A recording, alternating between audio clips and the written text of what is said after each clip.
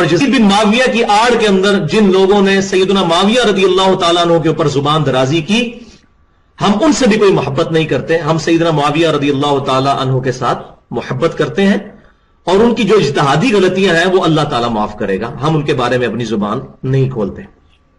ہماری قسمت اچھی ہے کہ ہم آپ کے زمانے میں نہیں، ورنہ آپ کے اوپر تلوار ہم سونت لیتے مولا علی کے حق میں. اور آپ کی قسمت اچھی ہے کہ آپ ہم سے بچ گئے. لیکن اب ہم اپنی زبان تو کم از کم کھولیں گے. اس زمانے میں تو ہم نے تلوار بھی اٹھا لینی تھی.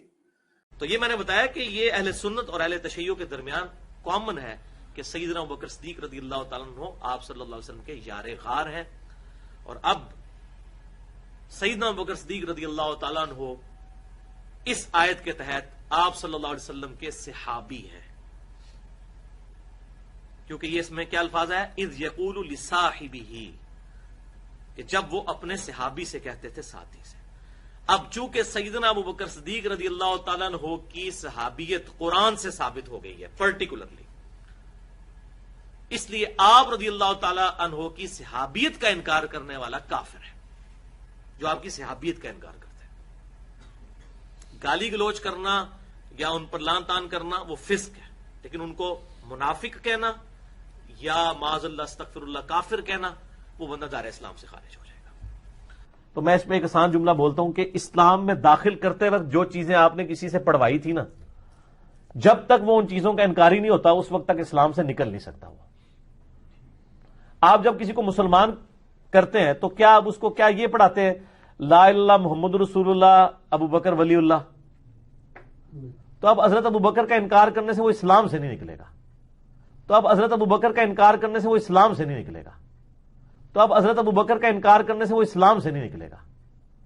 یا عمر ولی اللہ یا عثمان ولی اللہ یا علی ولی اللہ، یہ تو نہیں پڑھواتے. ایون جو یہ پڑھتے ہیں وہ بھی کہتے ہیں نہیں جی یہ تو ہم ایک سلوگن کے طور پہ کلمہ لا الہ الا اللہ محمد رسول اللہ ہی ہے. نماز میں وہ بھی یہی پڑھ رہے ہوتے ہیں.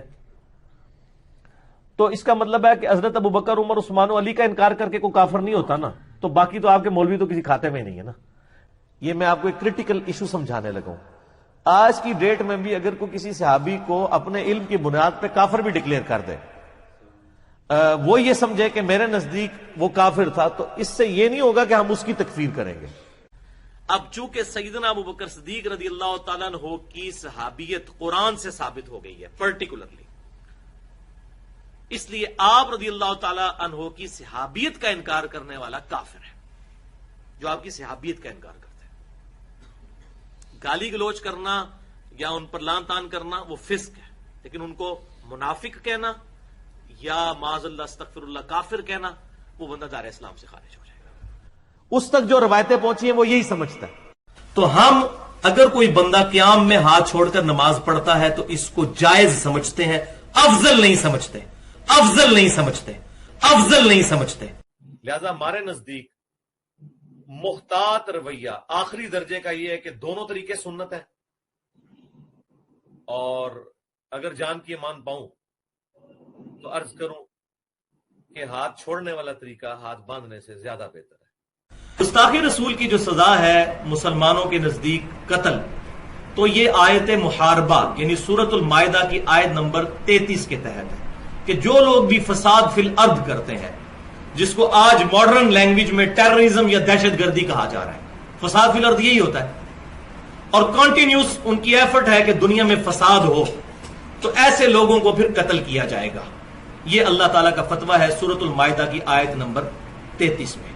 تو کسی بھی کلمہ گو کے بارے میں ایسی بدگمانی نہ کریں، اور ایون غیر مسلم بھی اس مسلمان ملک کے اندر کس طرح کوئی جرت کر سکتا ہے جو کمیونٹی میں رہنے والے لوگ ہیں کہ اس طرح کی گستاخی کریں.